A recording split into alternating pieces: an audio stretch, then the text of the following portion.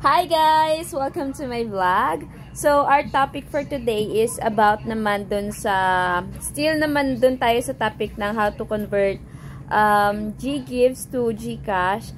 Pero, ito yung pinakamadaling makakonvertan talaga na, which is sa GCash. Nasa GCash lang din siya na icon, which is the GPO or GCash Pera Outlet. Yun. So, pag na-approve kayo doon, mag-a-apply kayo doon mag-a-apply kayo doon sa GPO. Pag na-approve kayo sa kanya, mabilis nyo na lang ma-convert yung GGives. Ang kailangan nyo lang gawin is papasok kayo sa portal ni GPO and then pipindutin nyo yung cash in.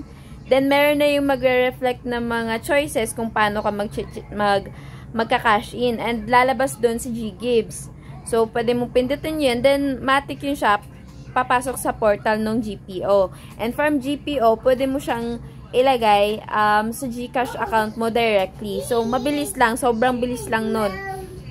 Pero, ang disadvantage lang doon is that, yeah, thank you, possible lang siya sa mga store owner. Like, kung may tindahan ka, kasi one of the requirements kasi is, syempre ID given naman yun, yung picture, mabilis lang din gawin yon, yung picture with the store. But, kailangan din kasi ng mga permits. May mga kailangan silang papeles.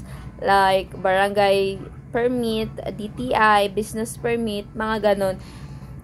Humihingi sila ng ganong documents. So, kung wala kang mapakita, wala kang ma-picture or ma-upload doon, hindi ka ma-approve.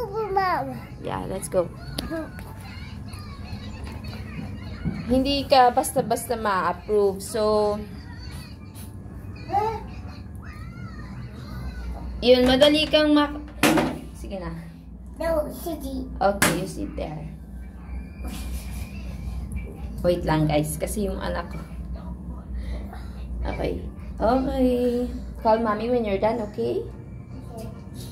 Ayan, so, pero kung hindi naman kayo, like, hindi kayo, tawag dyan, eligible for GPO, meron din tayong other methods. Madaming pwedeng pasuking method, pero yung ginagamit ko, marami kang pwedeng subukan, pero nasubukan ko na din yon. But it takes me mga 5 to 7 days to be approved. At saka pumasok sa account ko. Pero meron akong na-discover na talagang sobrang bilis lang niya pumasok sa account ko. Mga 10 minutes, ayun, pumasok na yung GGives limits ko into cash. Pero syempre, may limit kasi yung